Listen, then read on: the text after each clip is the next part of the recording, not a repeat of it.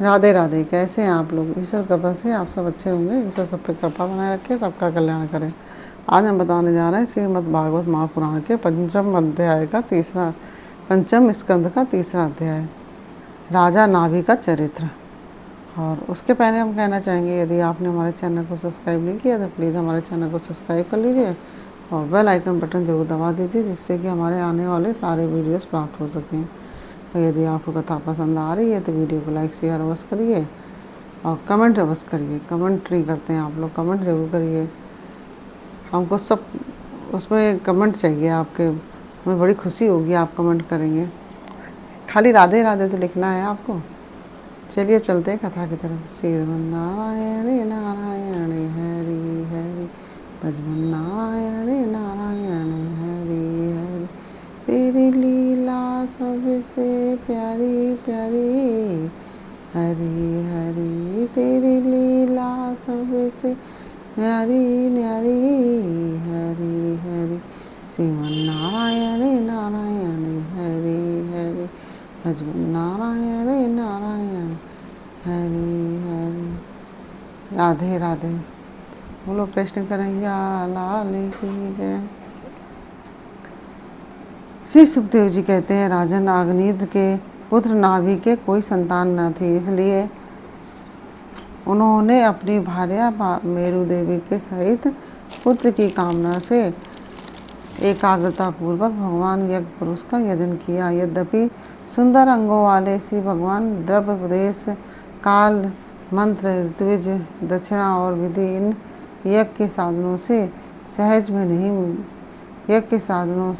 नहीं मिलते। यद्यपि तथापि वे भक्तों पर तो कृपा करते ही हैं। इसलिए जब महाराज नाभि ने श्रद्धापूर्वक विशुद्ध भाव से उनकी आराधना की, तब उनका चित्त अपने भक्त का अभिष्ट कार्य करने के लिए उत्सुक हो गया। यद्यपि उनका स्वरूप सर्वदा स्वतंत्र है, तथापि उन्होंने प्रवग्र कर्म का अनुष्ठान होते समय उसे मन और नयनों को आनंद देने वाले अवयवों से युक्त यति सुंदर हृदय आकर्षक मूर्ति में प्रकट किया। उनके श्रीअंग में रेशमी पीताम्बर था, वक्षस्थल पर सुमनोहर श्रीवत्स चिन्ह सुशोभित था। भुजाओं में शंख चक्र गदा पद्म तथा गले में वनमाला और कौस्तुभ मणि की शोभा थी। संपूर्ण शरीर अंग प्रत्यंग की कांति से बढ़ाने वाले किरण जाल मंडित मणिमय मुकुट, कुंडल, कंकण, करधनी, हार, बाजूबंद और नूपुर आदि आभूषणों से विभूषित था। ऐसे परम तेजस्वी चतुर्भुज मूर्ति पुरुष विशेष को प्रकट हुआ देख द्विज सदस्य और यजमान आदि सभी लोग ऐसे आह्लादित हुए कि जैसे निर्धन पुरुष अपार धनराशि पाकर फूला नहीं समाता। फिर सभी ने सिर झुकाकर अत्यंत आदरपूर्वक प्रभु की अर्ध द्वारा पूजा की और ऋतुजों ने उनकी स्तुति की। ऋतुजों ने कहा, प्रभुचतम हम आपके अनुगत भक्त हैं, आप हमारे पुनः पुनः पूजनीय हैं, किंतु हम आपकी पूजा कैसे करना क्या जाने। हम तो बार बार आपको नमस्कार करते हैं। इतना ही नहीं, महापुरुषों ने सिखाया है कि आप प्रकृति और पुरुष से भी परे हैं। फिर प्राकृत गुणों के आधारभूत इस प्रपंच में बुद्धि फंस जाने से आपके गुणगान में सर्वदा असमर्थ हो। ऐसा कौन पुरुष है जो प्राकृत नाम, रूप और आकृति के द्वारा आपके स्वरूप का निरूपण कर सके। आप साक्षात परमेश्वर हैं। आपके परम मंगल में गुण संपूर्ण जगत के दुखों का दमन करने वाले हैं। यदि कोई उन्हें वर्णन करने का साहस भी करेगा तो केवल उनके एक देश का ही वर्णन हो सकेगा या किया जा सकेगा। परंतु किंतु प्रभु यदि आपके भक्त प्रेम गदगद वाणी से स्तुति करते हुए सामान्य जल, शुद्ध पल्लव, तुलसी और दूब के अंकुर आदि सामग्रियों से ही आपकी पूजा करते हैं तो भी आप सब प्रकार संतुष्ट हो जाते हैं। हमें तो अनुराग के सिवा इस द्रव्य काल आदि अनेकों अंगों वाले यज्ञ से भी आपका कोई प्रयोजन नहीं दिखलाई देता, क्योंकि आपसे स्वतः ही क्षण क्षण में जो संपूर्ण पुरुषार्थों का फलस्वरूप परमानंद स्वभावता ही निरंतर प्रादुर्भाव होता रहता है, आप साक्षात उसके स्वरूप ही हैं। इस प्रकार यद्यपि आपको इन यज्ञ आदि से कोई प्रयोजन नहीं है, तथापि अनेक प्रकार की कामनाओं की सिद्धि चाहने वाले हम लोगों के लिए तो मनोरथ सिद्धि का पर्याप्त साधन यही होना चाहिए। आप ब्रह्मा आदि परम पुरुषों की अपेक्षा भी परम श्रेष्ठ है। हम तो यह भी नहीं जानते हैं कि हमारा परम कल्याण किसमें है, और न हमसे आपकी यथोचित पूजा ही बनी है। तथापि जिस प्रकार तत्वज्ञ पुरुष बिना बुलाए भी केवल करुणावश अज्ञानी पुरुषों के पास चले जाते हैं, उसी प्रकार आप भी हमें मोक्ष संज्ञक अपना परम पद और हमारी अभीष्ट वस्तुएं प्रदान करने के लिए अन्य साधारण यज्ञ दर्शकों के समान यहाँ प्रकट हुए हैं। पूज्यतम, हमें सबसे बड़ा वर तो आपने यही दिया है कि ब्रह्मा आदि समस्त वरदायकों में श्रेष्ठ होकर भी आप राजर्षि नाभि की इस यज्ञशाला में साक्षात हमारे नेत्रों के सामने प्रकट हो गए हैं।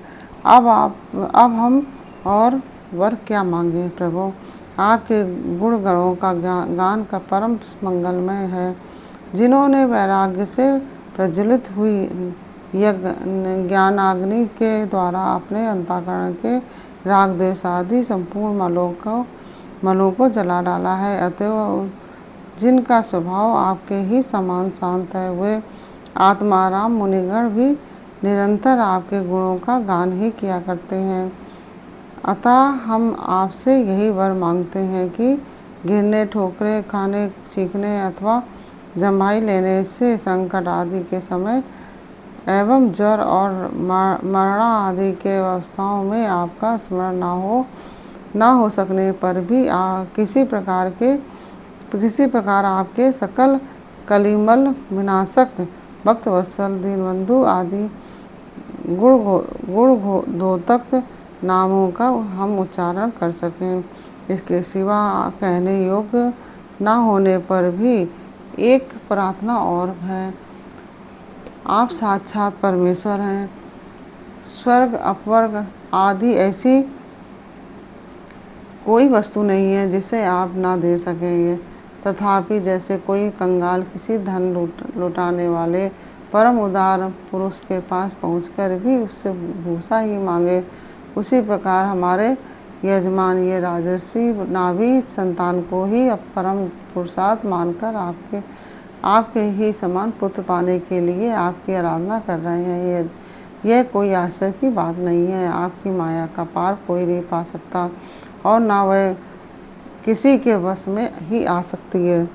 जिन लोगों ने महापुरुषों के चरणों का आश्रय नहीं लिया, उनमें ऐसा कौन है जो उसके वश में नहीं होता? उसकी बुद्धि पर उसका पर्दा नहीं पड़ जाता और विषय रूप विष का वेग उसके स्वभाव को दूषित नहीं कर देता। देव आप भक्तों के बड़े बड़े काम कर देते हैं। हम मंदमतियों ने कामनावश इस तुच्छ कार्य के लिए आपका आह्वान किया है। यह आपका अनादर ही है, किंतु आप समदर्शी हैं। अतः हम अज्ञानियों की इस धृष्टता को आप क्षमा करें। सुखदेव जी कहते हैं, राजन, वर्षाधिपति नाभि के पूज्य ऋतुजों ने प्रभु के चरणों की वंदना करके जब पूर्वोक्त स्त्रोत से स्तुति की, तब देवश्रेष्ठ श्री हरि ने करुणावश इस प्रकार कहा। श्री भगवान ने कहा, ऋषियों, बड़े असमंजस की बात है। आप सब सत्यवादी महात्मा हैं। आपने मुझसे यह बड़ा दुर्लभ वर मांगा है कि राजर्षि नाभि के मेरे समान पुत्र हो। मुनियों, मेरे समान तो मैं ही हूँ, क्योंकि मैं अदिति हूँ। तो भी ब्राह्मणों का वचन मिथ्या नहीं होना चाहिए।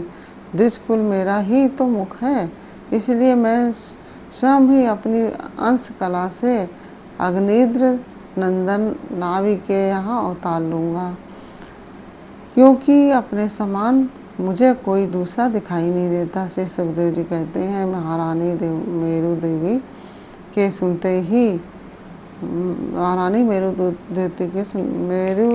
देवी के सुनते ही उसके पति से इस प्रकार कहकर भगवान अंतर्ध्यान हो गए। विष्णुदत्त परीक्षित, इस यज्ञ में महर्षियों द्वारा इस प्रकार प्रसन्न किए जाने पर श्री भगवान महाराज नाभि का प्रिय करने के लिए उनके निवास में महारानी मेरु देवी के गर्भ से दिगंबर सन्यासी और ऊर्ध्वरेता मुनियों का धर्म प्रकट करने के लिए शुद्ध सत्वमय विग्रह से प्रकट हुए। इस प्रकार यह तीसरा अध्याय पूर्ण हुआ। श्रीमन्नारायण नारायण हरि हरि, भजमन नारायण नारायण हरि हरि।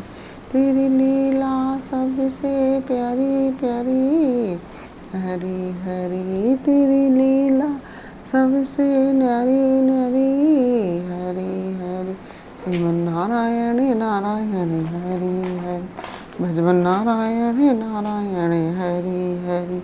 राधे राधे।